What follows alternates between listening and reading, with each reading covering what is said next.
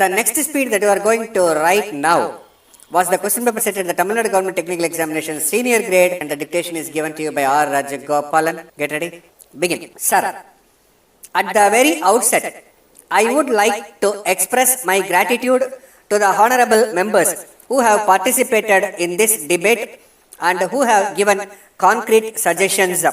As the honorable members are well aware, there have been statements both inside and outside the parliament to the effect that a large sum of money due to the government is locked up in litigation. As a matter of fact, it has also been stated in certain circles that the government are sleeping over the matter and that no serious action is being taken to collect those amounts. I would like to tell them that the government are taking drastic action to collect the amount due to the government. Sir, I would like to bring to the notice of the honorable members that a sum of rupees 1400 crores is involved in the cases pending before the various high courts, and a sum of rupees 700 crores is involved in the cases pending before the Supreme Court of India. There was representation that the government should come up with a solution in order to clear the pending cases. It has also been brought to the notice of the government that the high courts in some of the states have given conflicting verdicts which have come in the way of the administration and have also put the trade and business into difficulty. We have to find a solution for all these problems. We have therefore proposed to set up an appellate tribunal which will deal with the revenue matters exclusively. As the honorable members are aware, our high courts in various states of the country have to deal with so many matters, including the revenue matters. As such, they are not in a position to dispose of the cases coming before them within a short time. So, we have thought of coming before this house with this bill containing a proposal to set up an appellate tribunal.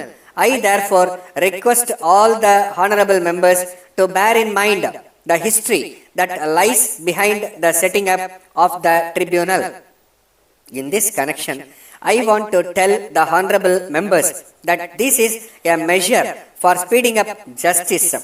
In fact, it will help trade and business as also the administration to ensure speedy disposal of the cases which are pending for a long time in various high courts.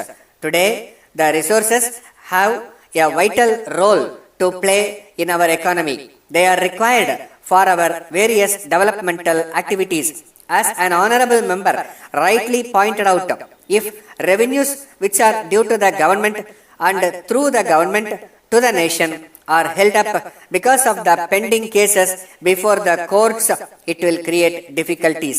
It has been brought to the notice of the government by members of parliament and even by people outside parliament that when businessmen go to the high courts, the revenue due to the government gets locked up. As such, the government will have to come up with a definite solution. Sir, if you take into consideration all these aspects, you will realize that it is in the interests of trade as also the administration to have a tribunal exclusively dealing with revenue matters. With this objective in mind, we have come up with this bill for setting up a tribunal.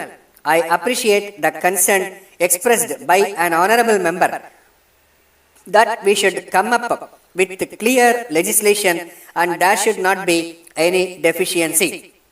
I admire this thorough knowledge about constitutional points. I assure him that our law ministry has taken care of this. Letter dated 2nd December 2005 from John and Brothers to Messrs. Smith and Sons, Patel Road, Chennai. Dear sirs, we are in receipt of your letter of 20th November we invite your attention to our letters in the matter of settlement of our claims for the damages sustained by our goods during transport. You have not replied to our letter asking you to pay the amount due to us.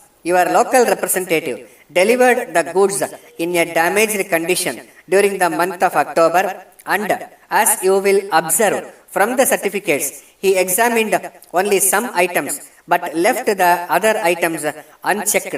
He also inspected the goods and stated that he would send a report to your company. We had to prepare a list of all damaged goods together with their estimated value and prefer a claim to your local office in Bangalore before sending a notice through our lawyer. Even though we had asked your company to come and inspect the goods within a fortnight, no action has been taken in the matter. In the circumstances, it was presumed that the company had no intention to conduct an inspection of the damaged goods, and therefore, in all fairness, it was hoped that the company had accepted our claim for the damages. In this case, we have insured the goods, and it is therefore necessary to survey the damages at once and compensate the loss. Yours faithfully. Stop.